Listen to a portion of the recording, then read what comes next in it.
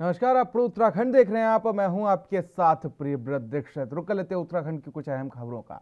खबर अल्मोड़ा से है, जहां सरकारी सहकारी बैंक में चतुर्थ श्रेणी कर्मचारी भर्ती में अनियमितता का आरोप लगाते हुए कांग्रेस के राज्य सरकार पर हमला तेज कर दिए हैं। राज्यसभा सांसद प्रदीप टम्टा ने चतुर्थ श्रेणी पदों की भर्ती पर धांधली का आरोप लगाते हुए आपको बता दें कि सहकारिता मंत्री धन सिंह रावत से इस्तीफे की मांग की है। और अल्मोड़ा में प्रेस वार्ता के दौरान राज्यसभा सांसद प्रदीप टम्टा ने सहकारी बैंकों में भर्ती के नाम पर हजारों करोड़ घोटाले का आरोप लगाया है। सांसद प्रदीप टम्टा ने कहा कि सहकारिता मंत्री धन सिंह रावत के पद पर रहते हुए निष्पक्ष जांच असंभव है। कोई भी अधिकारी अपने मुखिया के खिलाफ निष्पक्ष जांच नहीं कर सकता। वहीं अल्मोड़ा हल्द्वानी हाईवे की बदहाली पर राज्यसभा सांसद प्रदीप टम्टा ने अल्मोड़ा सांसद अजय टम्टा और केंद्र सरकार पर जमकर निशाना साधा। प्रदीप टम्टा ने कहा कि बीते 5 सालों में अल्मोड़ा हल्द्वानी हाईवे बदहाल पड़ा है।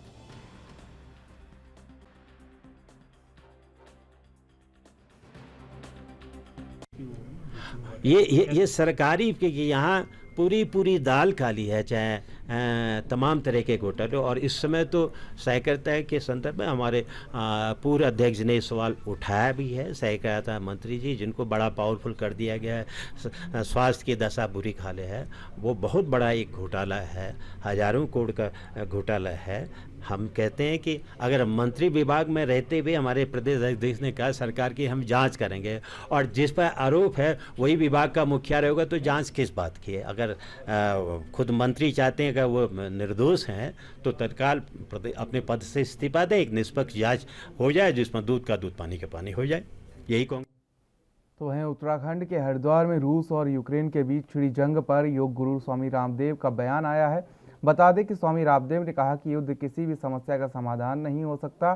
साथ ही कहा कि अपने हथियार बेचने के लिए अमेरिका जैसे देश पूरी दुनिया को युद्ध के लिए उकसाते हैं, इसलिए यह बंद होना चाहिए। इसके साथ ही स्वामी रामदेव ने पाकिस्तान की राजनीति को लेकर कहा कि पाकिस्तान लोकतांत्रिक दृष्टि से एक बहुत ही अस्थिर देश है। अभी तक पाकिस्तान के शासकों ने वहां की जनता को लूटा है, इसलिए वो चाहते हैं कि वहां भी जल्द शांति कायम हो। साथ ही पीएम मोदी के नेतृत्व को लेकर कहा कि देश पूरी तरह से सुरक्षित है और दुनिया एक बार फिर से योग की ओर जुड़ाव और बढ़ रही है। और मैं आश्वस्त हूं, यह दुनिया फिर से जुड़ाव की ओर, योग की ओर बढ़ेगी। ये संघर्ष, ये सारा विध्वंस, ये समाप्त तो होना चाहिए, चाहे किसी भी कारण से हो रहा है। और इसमें जो अमेरिका जैसे देश जो छेड़खानी करके और पूरी दुनिया को युद्ध के लिए उकसाते हैं अपने हथियार बेचने के लिए, ये तमाशा भी बंद होना चाहिए। देखो, पाकिस्तान लोकतांत्रिक दृष्टि से एक बहुत ही अस्थिर देश है। ये सच है कि हम पड़ोसी नहीं बदल सकते, लेकिन ये भी सच है कि मोदी जी के रहते हुए देश को कोई भी, चाहे वो पाकिस्तान हो या कोई भी भारत विरोधी ताकतें हो, वो कुछ भी नहीं बिगाड़ सकती। बाकी पाकिस्तान की भोली भाली जनता को वहाँ के शासकों ने बहुत ठगा है। तो वहीं आगामी पर्यटन सीजन को देखते हुए डीजीपी अशोक कुमार लगातार व्यवस्थाओं को बेहतर बनाने की दिशा में काम करते हुए नजर आ रहे हैं। मंगलवार को डीजीपी अशोक कुमार ने एसएसपी कार्यालय देहरादून में जनपद के सभी राजपत्रित अधिकारियों, यातायात निरीक्षकों और थाना प्रभारियों के साथ बैठक की और इस दौरान उन्होंने व्यवस्थाओं को बेहतर बनाने के निर्देश दिए। सबसे पहले उन्होंने राजधानी देहरादून में यातायात व्यवस्था को बेहतर बनाने के लिए अतिरिक्त पुलिसकर्मियों की तैनाती करने के निर्देश दिए। 4 धाम यात्रा के मद्देनजर ऋषिकेश में एक यातायात निरीक्षक भेजने की बात कही। देहरादून में जितने भी बोतलनेक हैं, तो वहीं आपको बता दें कि उन स्थानों को चिन्हित कर वहां पर पुलिसकर्मियों की ड्यूटी लगाने के निर्देश डीजीपी ने दिए हैं। अतिक्रमण करने वालों के खिलाफ पुलिस एक्ट में कार्रवाई और पार्किंग के लिए नए स्थान चिन्हित कर जल्द से जल्द पार्किंग की व्यवस्था बनाने, मसूरी, ऋषिकेश और पर्यटक स्थलों पर जाने वाले लोगों को सुविधा के लिए साइन बोर्ड लगाने के निर्देश दिए गए हैं।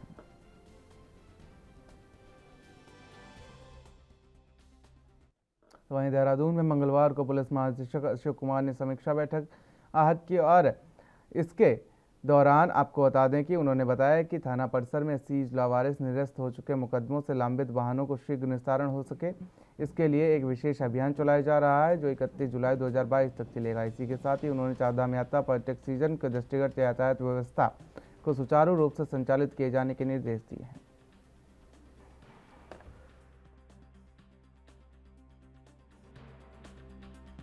आज हमने देहरादून जनपद की जो ट्रैफिक व्यवस्था है उसकी पूरी की समीक्षा की है। उसमें देहरादून शहर भी है और ऋषिकेश और मसूरी वगैरह भी है, तो पूरे जनपद के ट्रैफिक व्यवस्था की समीक्षा की है।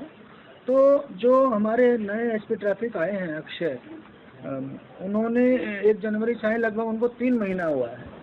तो पहला 3 महीने में उन्होंने क्या शॉर्ट टर्म कदम उठाए, क्या मीडियम टर्म जो है मीडियम अवधि के स्टेप्स उठाए और क्या आगे उठाने वाले हैं, उसको भी डिटेल से उन्होंने प्रेजेंटेशन किया और काफ़ी काम उन्होंने किया भी है और कुछ काफ़ी आगे होना भी है। तो उसमें हमने उनसे कहा है कि पीडब्ल्यूडी से, एमडीडीए से और नगर निगम से मिलके कोऑर्डिनेशन बढ़ाएं और ये जो बचे हुए काम हैं शॉर्ट टर्म और छोटी अवधि के और मध्यम अवधि के, इनको भी अगले जो है 1-2 महीने में पूरा कराएं। उसके अलावा एक बड़ा निर्णय हमने लिया है कि ऋषिकेश में एक टीआई लगाएंगे एक्स्ट्रा, ट्रैफिक इंस्पेक्टर अलग से, और मसूरी में एक टीएसआई लगाएंगे, जिससे कि वहाँ पे इनकी अकाउंटेबिलिटी भी फिक्स की जा सके। अगर कोई जाम वगैरह की स्थिति उत्पन्न होती है तो उससे बचा जा सके। एक हमने बोला है कि अगला पूरा अभी 1 महीना एंटी एनक्रोचमेंट ड्राइव चलाएंगे, सभी जो है रूट के एसओसीओज, और वो जिम्मेदार होंगे सिविल पुलिस, ट्रैफिक पुलिस नहीं, सिविल पुलिस के जो थाना अध्यक्ष हैं और जो क्षेत्राधिकारी हैं वो अपने अपने क्षेत्र में एनक्रोचमेंट को, जो रोड्स पे ट्रैफिक का लोड है उन पे जीरो करेंगे, जैसे राजपुर रोड है, ईसी रोड है। एक अभी हमने, वैसे तो इन्होंने टोइंग काफ़ी बढ़ा दी है, ठीक है, क्लैंप लगाना और टोइंग को काफ़ी बढ़ाया पिछले साल की अपेक्षा, फिर भी जो बहुत सारे ऐसे जोन्स हैं जहाँ इसकी और ज़्यादा आवश्यकता है। आपने देखा होगा सुभाष रोड ही एक है, ठीक है, उसमें सचिवालय की गाड़ियाँ भी हैं, पुलिस मुख्यालय की गाड़ियाँ भी, तो उन सब को भी अगर ज़रूरत पड़ी तो उनको भी हमें टो करेंगे, क्योंकि उनको अपनी जगह खड़ा करना पड़ेगा। सड़क पे गाड़ी अगर आती है तो दूसरों के लिए व्यवस्था खराब होती है। राजपुर रोड है, ईसी रोड है, इन सब पे हम टो अवे की कार्रवाई और ज़्यादा बढ़ाएंगे। अब मैं लोगों से ये भी अपील करता हूँ कि अपने कार पूल का सिस्टम शुरू करें। अगर आपने देखा हो दिल्ली वगैरह में, गुड़गांव वगैरह में 5-5 आदमी एक गाड़ी में आता है ऑफिस, यहाँ हर आदमी अपनी गाड़ी लेके आ रहा है। अगर 2 लोग भी ज्वाइन कर लेंगे, मंडे को एक आदमी दूसरे को पिक करके ले आ रहा है और ट्यूसडे को दूसरा आदमी ले आ रहा है, तो आधी गाड़ियाँ हो गई हमारी सचिवालय की। ऐसे ही स्कूल की, ब्राइटलैंड्स हो, सेंट जोसेफ हो, बड़े लोड वाले स्कूल जाए, अगर 2-2, 3-3 बच्चे कंबाइन कर गया तो हमारा लोड आधा हो गया। तो ये भी मैं शहर वासियों से, नगर वासियों से अपील करता हूँ कि कृपया करके कार पूल को अपनाएं, आपस में कार पूल की व्यवस्था शुरू करें, जिससे कि हमारा जो है ट्रैफिक का लोड कम हो, क्योंकि आप जानते हैं सड़कें लिमिटेड हैं और वाहन बढ़ते जाते हैं। जब ट्रैफिक लग रहा होता है या जाम की स्थिति होती है तो आप जाम पे ध्यान दीजिए बजाय चालान के, लेकिन ये अभी भी देखने को आता है कि भले ही जाम लग रहा है लेकिन वो अपने चालान और बाकी कार्रवाई पे लगी रहती है। नहीं, ये हमारा पहले से निर्देश है, आज भी है, हमने साथ में बोला है इनकी अकाउंटेबिलिटी बढ़ाएं, एनक्रोचमेंट की जिम्मेदारी थाना अध्यक्ष की, ट्रैफिक की, बाकी जो जाम की जिम्मेदारी जो ट्रैफिक पुलिस और सीपीओ उनकी है। तो अगर लगेगा तो उनको अकाउंटेबल होल्ड किया जाएगा, उनके विरुद्ध कठोर कार्रवाई होगी। तो खबर हरिद्वार के मैंगलोर से है, जहां संविधान निर्माता डॉक्टर भीमराव अंबेडकर की जयंती को लेकर कोतवाली मैंगलोर में सीओ मैंगलोर ने ग्रामीणों के साथ बैठक की, जिसमें 14 अप्रैल को डॉक्टर भीमराव अंबेडकर जयंती को लेकर शांति व्यवस्था बनाए जाने और शांतिपूर्ण तरीके से जयंती मनाए जाने की अपील की गई। जयंती को लेकर किसी भी तरह की कोई हुड़दंगी बर्दाश्त नहीं की जाएगी। हुड़दंग और अफवाह फैलाने वाले शरारती तत्वों के खिलाफ सख्त कानूनी कार्रवाई की जाएगी। असामाजिक तत्वों को किसी भी सूरत में बख्शा नहीं जाएगा।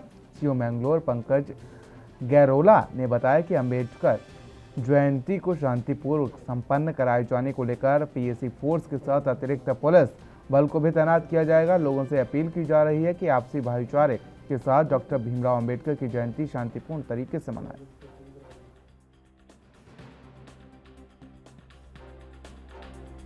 14 अप्रैल को बाबा साहब भीमराव अम्बेडकर जी की जयंती मनाया जाना प्रस्तावित है। इस दिन बंगलौर क्षेत्र में कई गांवों में शोभा यात्राएँ निकाली जाती हैं। उसके दृष्टिगत जो है हमारे जो सीएलजी मेंबर्स हैं, गांव के जितने भी गणमान्य व्यक्ति हैं क्षेत्र के, उन सबको बुलाया गया था और इस जयंती के अवसर पर सभी कार्यक्रम शांतिपूर्वक संपन्न हो, इस संबंध में उनसे बातचीत की गई और जो है उनके सुझाव भी सुने गए। खिलाने वालों के लिए जो हम लोग सख्ती से कार्रवाई करेंगे, इसमें पर्याप्त पुलिस बल हमारे पास है और उस दिन जो है अतिरिक्त पुलिस बल भी हम लोगों को मिल जाएगा, जिससे हम इस त्यौहार को शांतिपूर्वक संपन्न करा सकें। तो खबर उत्तराखंड के देहरादून से है, जहां पर आपको बता दें कि 2 दिवसीय दून योग महोत्सव का आयोजन 16 और 17 अप्रैल को किया जाएगा, जिसमें मुख्यमंत्री पुष्कर सिंह धामी समेत बड़े नेता शिरकत करेंगे। इसी को लेकर आपको बता दें कि तमाम आयोजन किए जा रहे हैं। साथ ही पत्रकार वार्ता करके दून योग महोत्सव के बारे में लोगों को जानकारी दी गई है और 16 और 17 अप्रैल को इस योग महोत्सव का आयोजन किया जाएगा, जिसमें लोगों को योग के लिए जागरूक किया जाएगा। साथ ही लोगों को इस बारे में बताया जाएगा कि नियमित योग करने के क्या कुछ फायदे हैं।